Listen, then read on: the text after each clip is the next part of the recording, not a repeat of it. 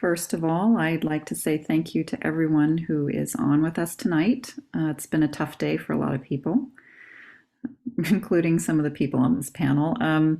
So thank you all for roughing it today, and some of you may be without power, and I hope everything's going well for your family. So thank you so much for being here and giving us your hour.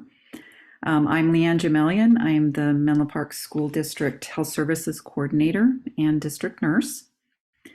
And in my role, I have the privilege of working with food allergy families across many ages and at all stages of their food allergy journeys. I see how food allergies can vary from annoying to very scary for children and their families.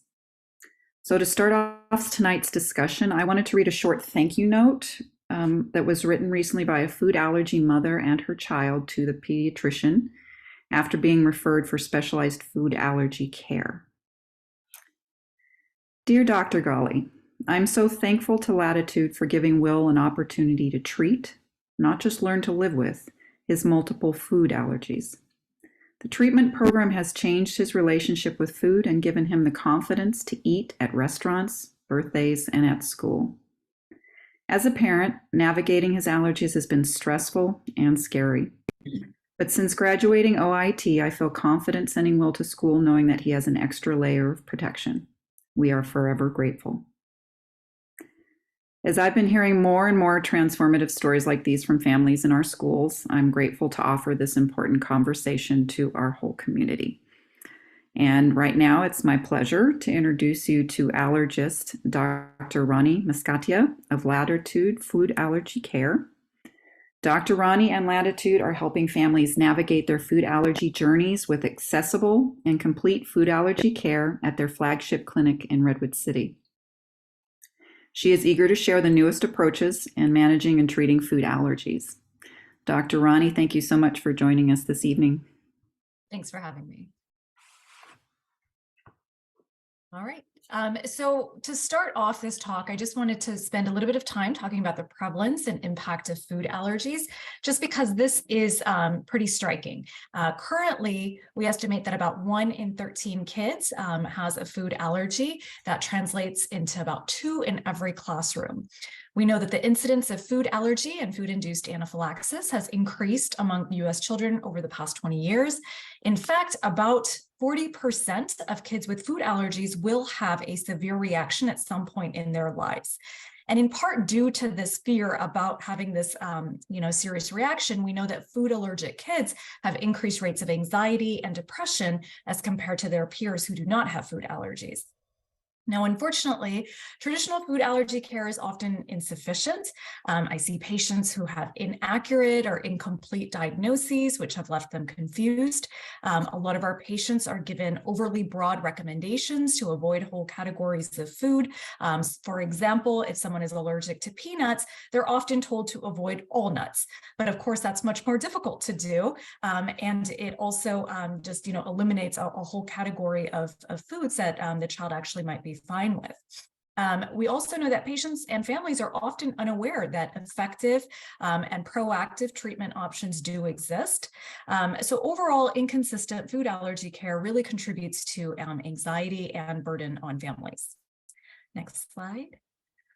So here at Latitude, one of our main goals is to try to help with this problem, and we really are committed to trying to solve this problem. So we do provide access to proper testing, accurate diagnosis, and also long-term support.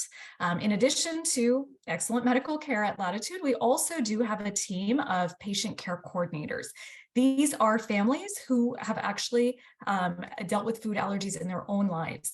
And so we are able to connect our patients with these patient care coordinators to help these families navigate their own food allergies. Next slide. So I did want to spend a little bit of time talking about diagnosis, because this is really central to what we do here at Latitude.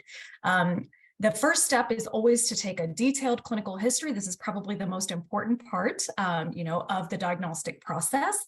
We do have allergy testing available that includes skin prick testing and blood testing. Now, in all honesty, our allergy testing is actually not that great. We get a high rate of what we call false positives. So what that means is that allergy testing is often positive even if a true food allergy is not present. So that's why it's really important that someone with a lot of experience look at this testing in the context of the history to really try to figure out whether this is a true food allergy or whether this could be a false positive. And in cases where it's unclear, we will actually perform oral food challenges. This is where we actually bring people into our clinic and we gradually give them the food in question to see if an allergy is present. And to be clear, we only do this when we think that this is a false positive and there is not an allergy present.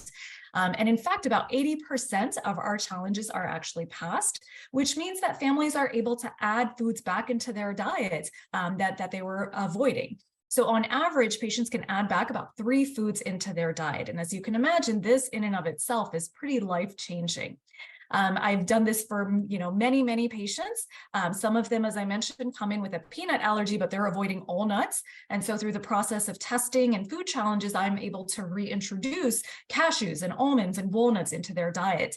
I have a certain patient that I actually saw. He's a teenager that was heading off to college who had a severe milk allergy as a child and was basically told his whole life to just avoid and carry EpiPen. So he stopped getting tested. So I tested him before he was heading off to college after about 10 years. And lo and behold, it looked like he actually had outgrown his allergy based on the testing. So we did then start with some food challenges. We started with just some baked products, then did some cheese products, and eventually even did a milk challenge. And we were actually able to clear him of his milk allergy before heading off to college, which you can imagine just was such a relief for him. So this really is an important part of what we do here at Latitude, is to give patients clarity on their allergies and inform them, of treatment options. Next slide. So one of the things that we do here at Latitude is treat food allergies. And the process that we use is called oral immunotherapy, OIT for short. This is a desensitization process. So what we do, sounds a little strange, but we actually give kids little itty bitty bits of the foods that they're allergic to. We do this very slowly, very methodically, very gradually, and we increase that amount until we get them eating the food that they are allergic to, ideally without having an allergic reaction. So through this process, we hope to teach the body to no longer react to the thing that it's allergic to. And normally what it would look like is about a 6 to 8 month process of gradually increasing the allergens, and then a maintenance phase where the kids are actually eating the foods that they're allergic to on a regular basis. And that maintenance phase is going to go on for many years, okay? So this, have to be clear, is not a cure for food allergies. There is no current cure for food allergies. It's a treatment, but it is an effective treatment. About 92% of the patients that we see here at Latitude are able to be desensitized to their allergens, which means that they are able to eat those foods without having any serious allergic reactions. We treat even very severely allergic kids, and we even treat people that have multiple food allergies. So we do actually offer treatment for multiple allergens at the same time. And so at a minimum, this really does protect against reactions from accidental exposures. We use evidence-based protocols using protocols from reputable institutions, of course, like Stanford, UCSF, and Baylor College of Medicine, which is where I trained. And to be clear, as a medical professional, I have to say that all medical treatments have the potential for side effects, and OIT is no different. So if this is something that you are considering, for your family, of course, we will be reviewing everything with you in detail as part of a shared decision-making process to really see the pros and cons to see if this is going to be a good fit for your family. But of course, there are multiple potential benefits. Next slide. And some of those benefits include decreasing levels of anxiety. When we are able to give people protection against accidental exposures, that really improves their quality of life, okay? They don't have to worry as much, about having those severe reactions. In some cases, we're able to improve variety in the diet. So for example, for people with milk allergies or egg allergies that undergo this process, we actually get them to eat a significant amount of those foods, and we're able to open up then, their diet and make it more varied. We also improve social emotional well-being. And overall, this just really helps people feel more confident and give them peace of mind when they go to restaurants, when they travel, when they go to birthday parties. These kids are finally able to sit at any cafeteria table because they are protected against those accidental exposures. So overall, it really can be life-changing. And this is what we're trying to, to accomplish is to improve lives of people with food allergies. And so at this point, I'm going to actually pause, and I would like to introduce Kim Yates, who is the founder and CEO of Latitude. And she's going to share some of her personal experiences with food allergies and also with oral immunotherapy. Thanks, Ronnie.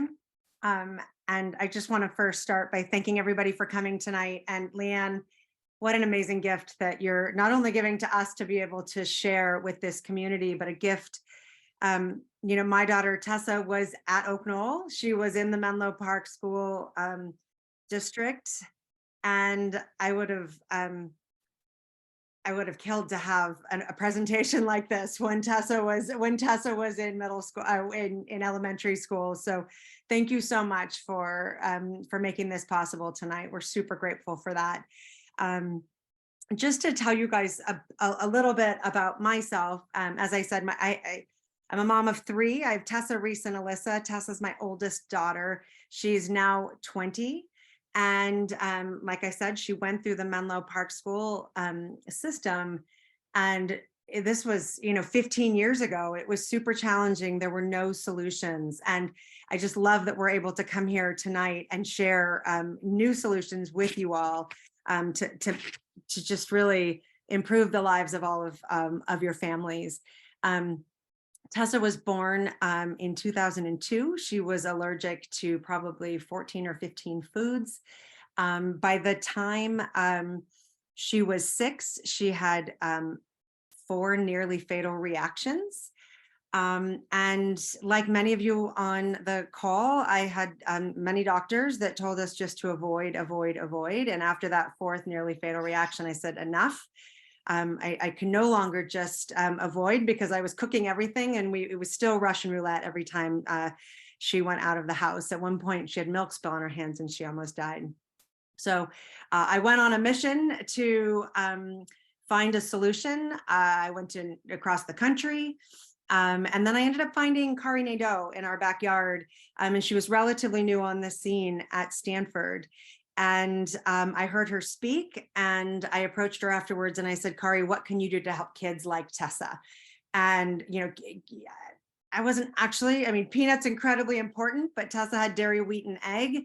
And I wasn't, I felt like to change our lives, it needed to be, we needed to be able to treat multiple foods at the same time.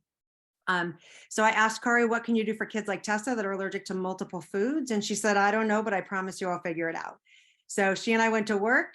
She went to work on the science side. I went to work on the people side. I got to meet many of the amazing people that are on this call. And she wrote the first multi-allergen clinical study that Tessa started in 2012. And, we were walking in on that first day, and she knew she was going to be given the foods that she was allergic to. And she looked at me and she said, Mom, if I die, this is your fault. And I thought, okay, we're still going. But in that moment, I sort of had 2 vows. One was I had no one to call. So would stick with this and help anybody that needed help and support, because I had no one to call.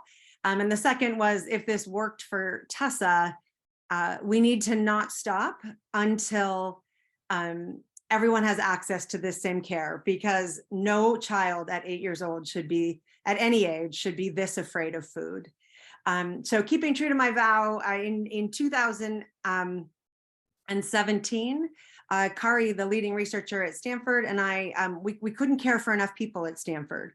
So we needed to take we had people flying to us from all over the world, and we needed to take what we were doing at Stanford and make it accessible, which meant make it available and also make it affordable. So that's what we did. We ventured off. We took what we were doing, as Ronnie had said, we are very research-based here at Latitude. We took our protocols very responsibly from Stanford, from FDA-approved clinical trials. And opened a clinic that is 100% focused on food allergies.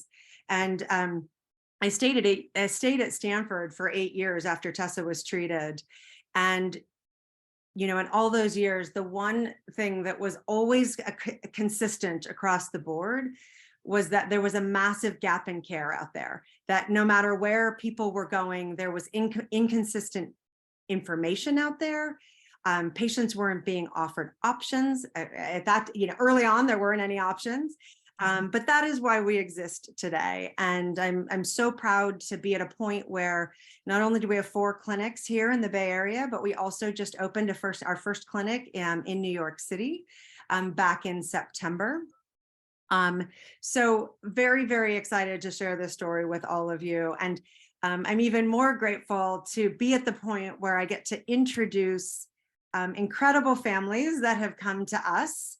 We're very fortunate to have Michelle Fong on the call with us today. And her daughter, Nicole, went through, and Ronnie was her doctor. And we're incredibly excited to have Michelle here. We can tell you all day long how outcomes look and how life-altering this is, but the proof is in the pudding, and we're super excited to have you hear firsthand what an experience at Latitude was like. And, you know, just Latitude was started by patients for patients. We exist for you all that are on this call, and just really excited to have to have Michelle share Nicole's story and their family's patient journey. So thank you, guys. Thanks, Kim. Should I jump in? Please.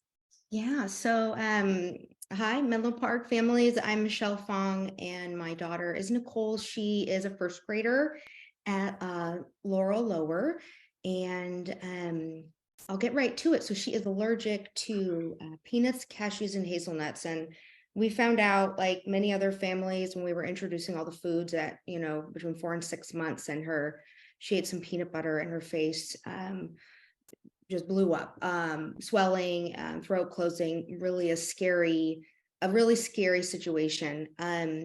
We were referred to our local doctor's allergy office over at PAMP. And so we, you know, like many others, received the instruction to avoid. And I just didn't like that. I couldn't believe that there wasn't more. And we worked with the allergy office for a while. It was like an adult allergy clinic, and they were very nice, and they were very knowledgeable, but they weren't talking about the things that I've been reading about, the things that, you know, Kim and Ronnie have talked about in terms of some of the data-backed science and what we can do about some of our allergies.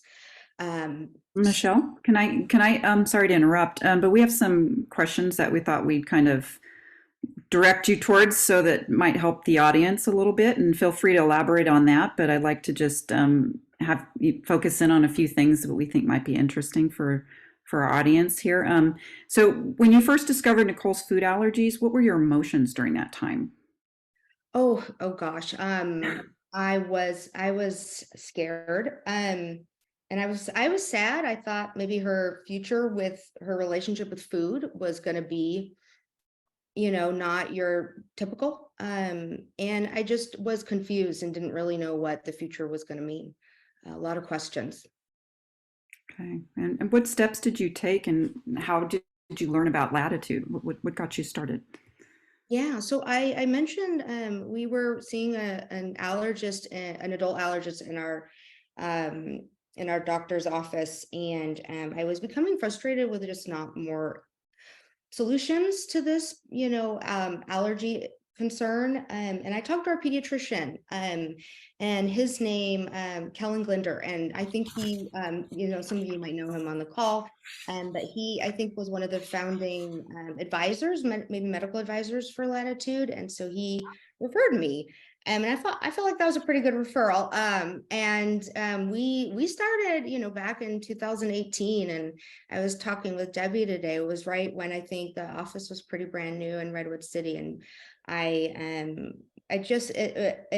everything lined up. And I can explain a little bit more how, but and that's how we ended up at Latitude. Okay, great. Was there a tipping point for you that motivated your family to start treatment with OIT, or did you have any concerns about it? I think there are probably many families who fall into camps in terms of being more comfortable with avoidance, and those who are maybe wanting to be a little bit more aggressive with their plan of action. I think for me, it was when I started identifying that, some behaviors in Nicole that made me question whether she was going to be responsible about her allergy as she grew up, and be able to say, ask questions about what was in her, in the food she was being offered, being able to say no to certain things. And I also had read a lot of literature about some of these like food anxieties that there's enough reasons to be anxious about food. I didn't want allergies to be one of them. But there were a couple of things, like we did have a near fatal incident with some cashew butter that was given to her purely accidentally. We also had heard some stories about other families who avoided for 10 years. And whereas in that case of Dr. Rani's, where that young man outgrew it, I've heard of other families where they've avoided and the allergy has only gotten worse and they just didn't know it. And so at that point, there was like multiple factors that we realized that OIT was probably the right route for our family to at least explore, assuming it would be successful. But we didn't know, but we wanted to give it a good faith effort, and I'm glad we did. So how did the process go for your family for OIT, and were there any setbacks during the process? Yeah, well, I guess initially Nicole being fairly young at the time when we started, I don't have any food allergies, so I almost couldn't relate to her, but she would, be eating a very small microdose of one of her allergens, right? Like whether it was a cashew dust or peanut dust. And it didn't feel good, and she didn't like it. Like she was visibly uncomfortable, almost like she was, not in pain, but just very uncomfortable. And what I appreciated about the process was that it was always in the office when we started on our doses. We've had the staff there and supporting her and observing her and making sure she was safe. And then also, they're familiar with the process, so they can, identify certain behaviors or reactions. So that way I felt more comfortable. And so it just felt like a really safe environment to do this in. But I think just the fact that she didn't want to always eat these, small amounts of food made it tough, and I didn't want to just hide in ice cream every day. Right. And so the staff at Latitude gave us some really great ideas about adding it to, yogurts or applesauce or oatmeal, and had a lot of great ideas. And that was, that was a huge part of getting through this.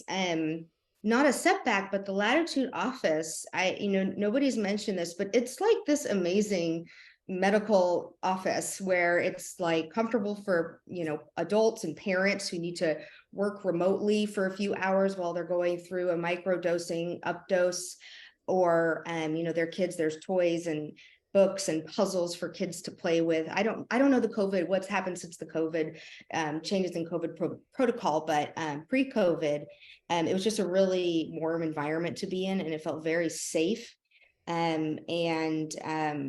We have such fond memories of our time when we were going through the OIT process.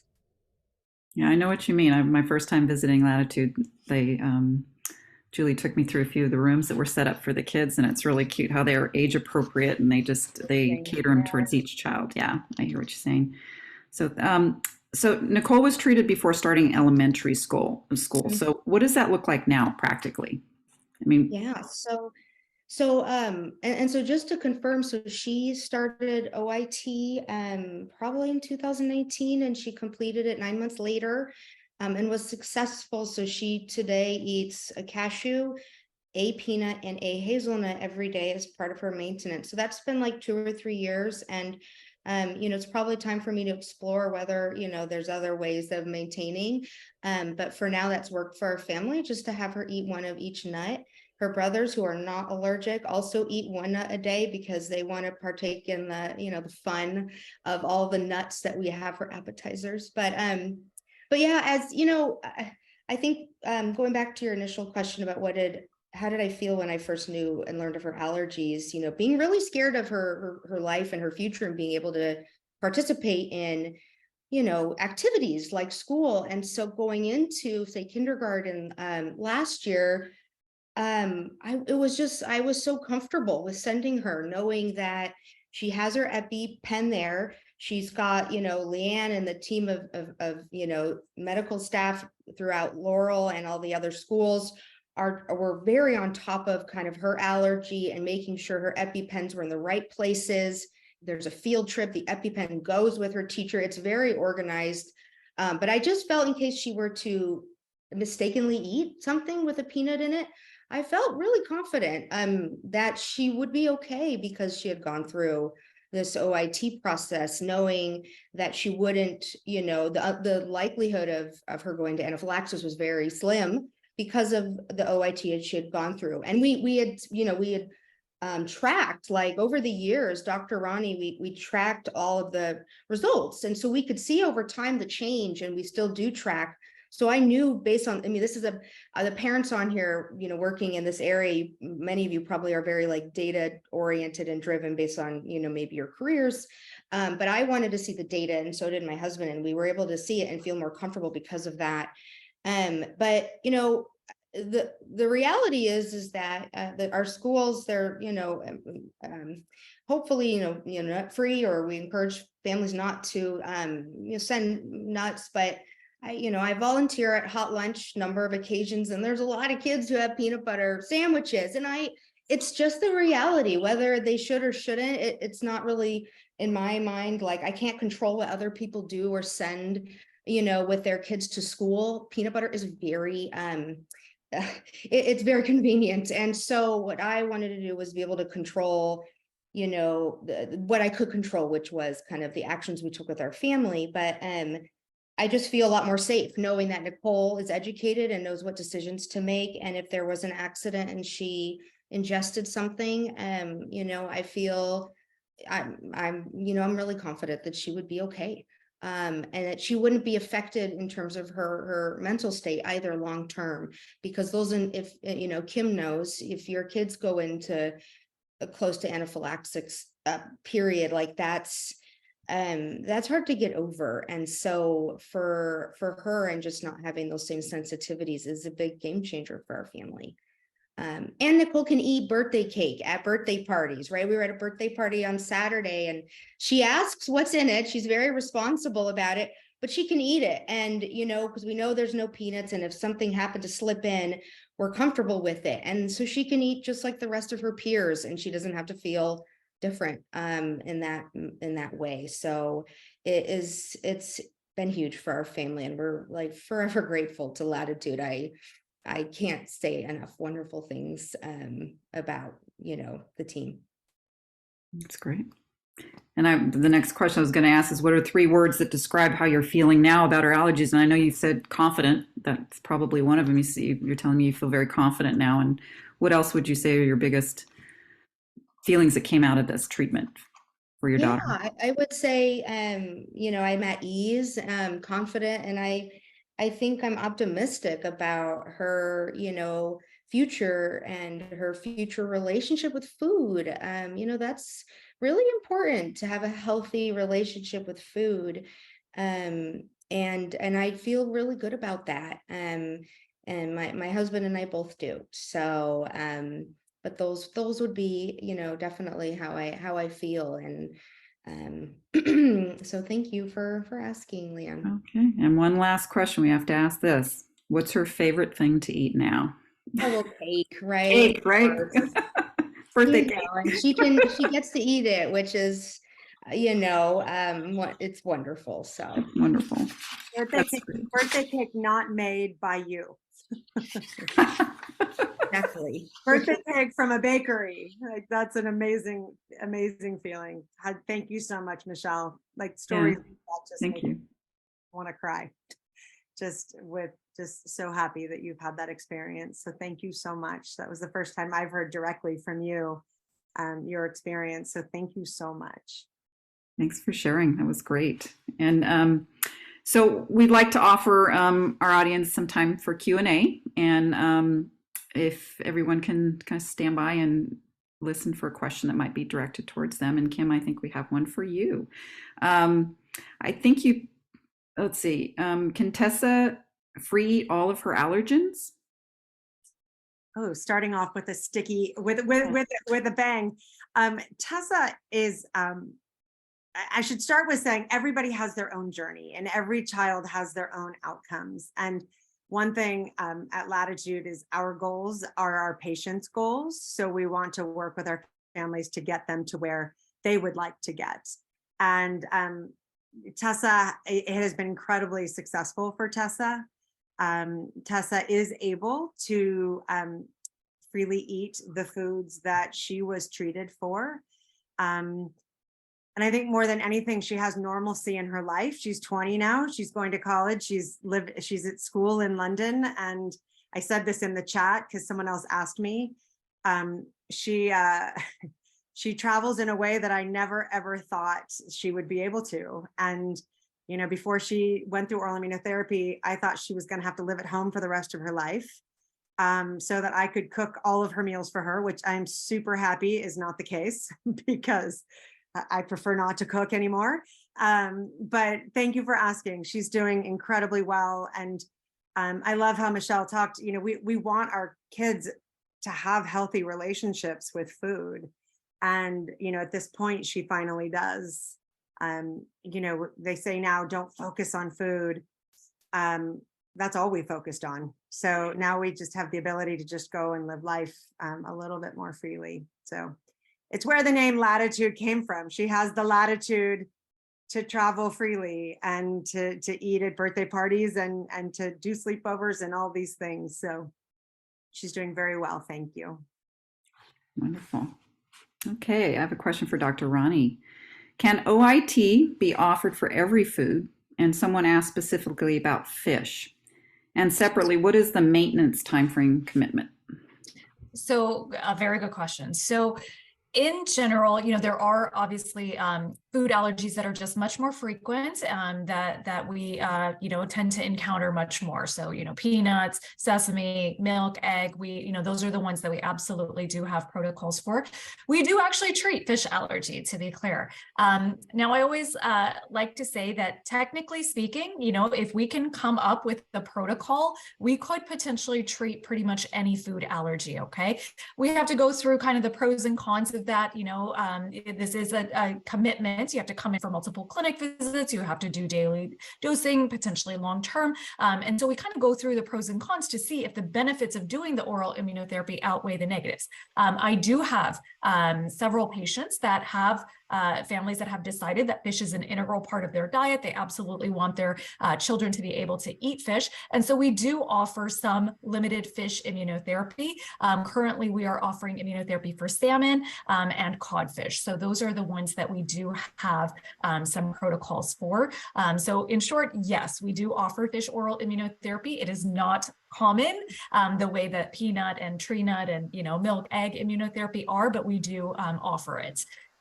In terms of maintenance, this is something that I always like to preface with, you know, oral immunotherapy in the field of medical treatments is one of the newer things that we're doing, okay? As Kim mentioned, you know, her kid was one of the first kids to go through multi-allergen oral immunotherapy. So when we first started this, it really seemed, or we assumed that the dosing, the maintenance dosing would have to be done every single day indefinitely. we're learning a lot more. We're getting newer studies, and we're seeing, especially for the younger kids, maybe it doesn't need to be indefinitely, and so I don't want to speak to specifics because it's really very specific to each patient's cases and their numbers and their reactions and things like that. But it is a long-term commitment. Maintenance is definitely a long-term commitment, but exactly what it looks like, that's still kind of being figured out. Okay, it'll involve some sort of regular ingestion, very, very long term, but how regular, that's the part that we're still learning more about. Okay, Dr. Rani, there's another question here. It says there's several questions coming up about the duration of visits and the treatment.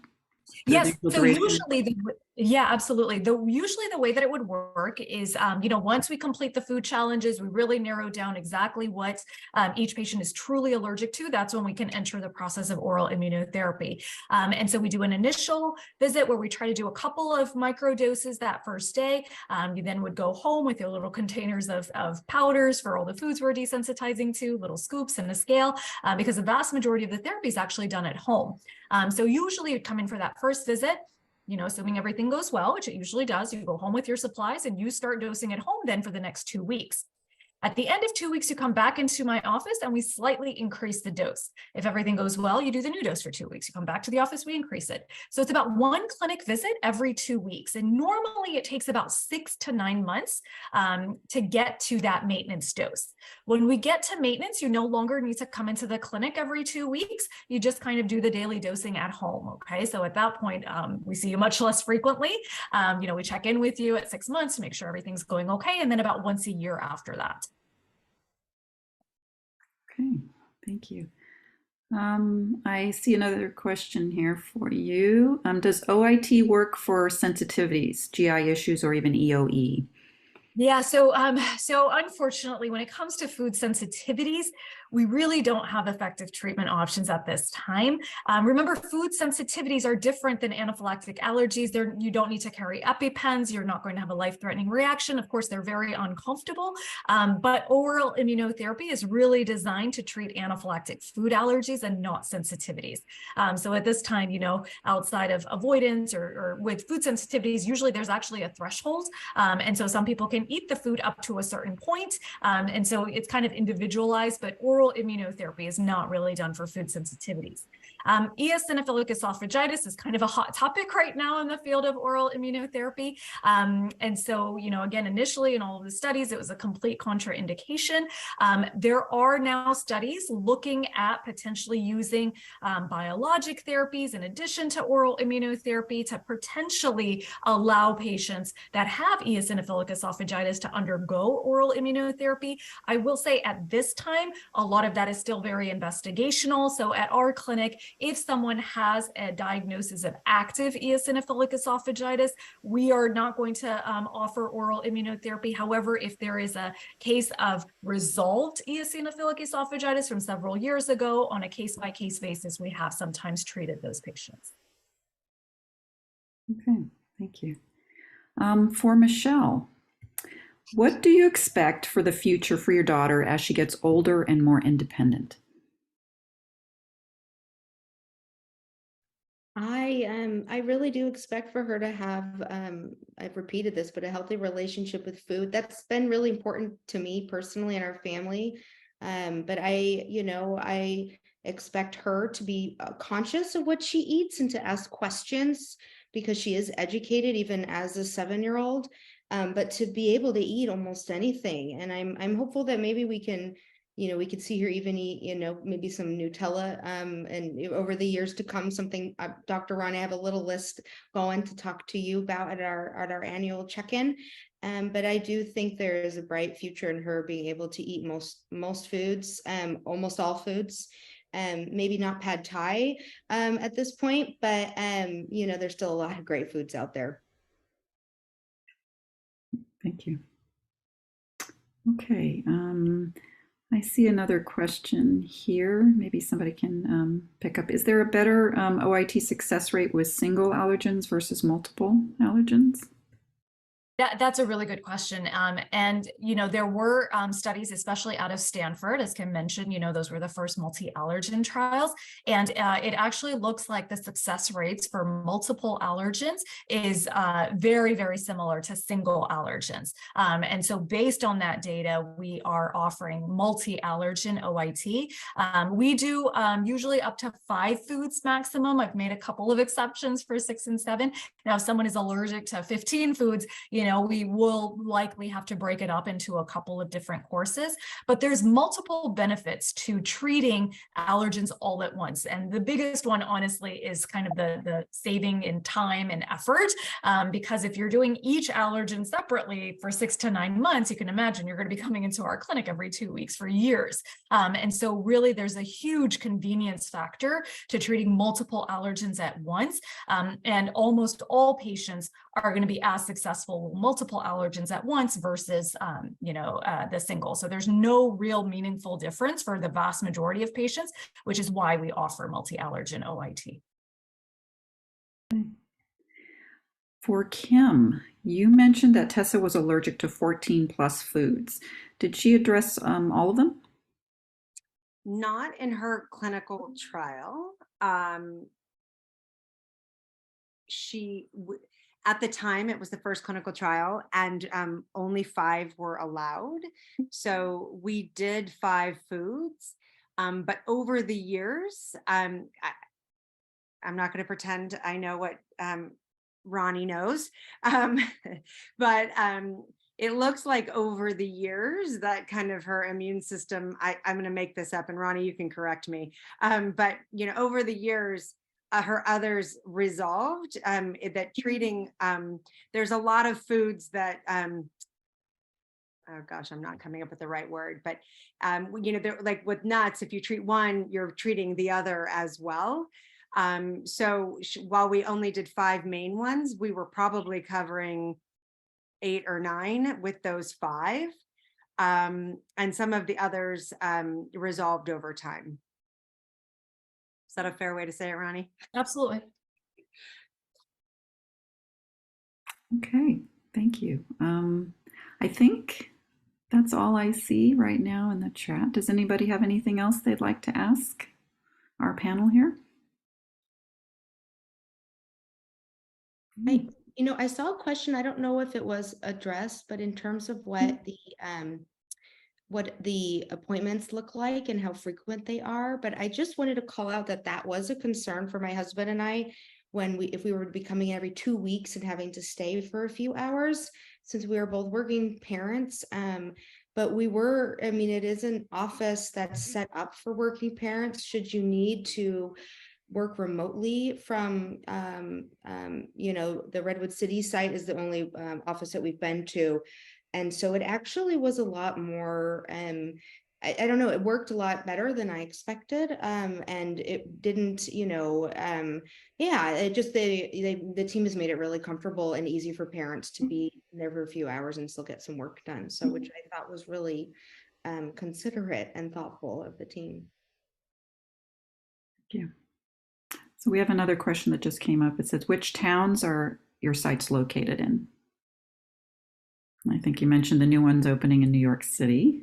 Yeah, we opened one in New York City on the Upper East Side in September. So that's up and running. Locally here in the Bay Area, we have Redwood City, San Francisco, San Rafael, and San Ramon. Okay. Thank you. I think,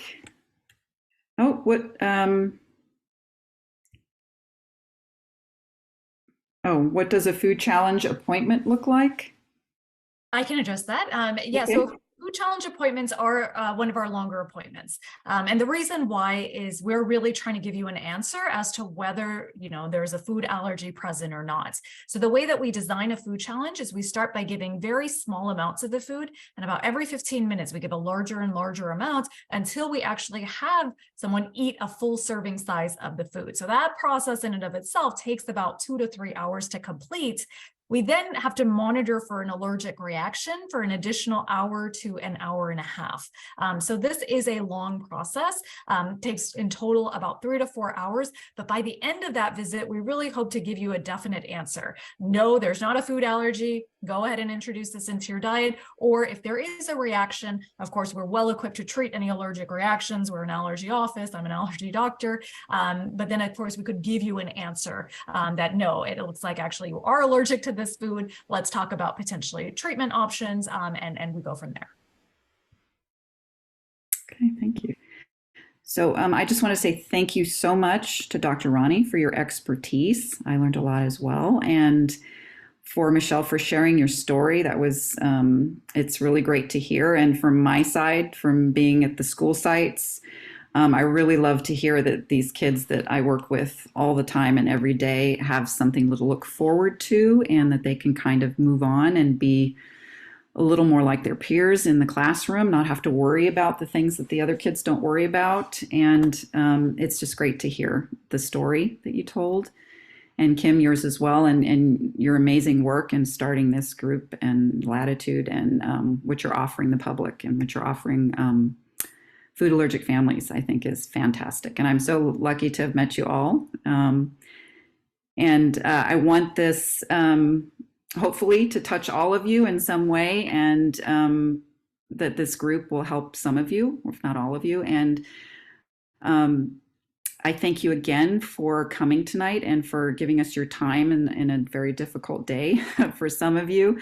But thank you so much for sharing the time. And I hope that you took away some great information from these wonderful people tonight. So thank you so much.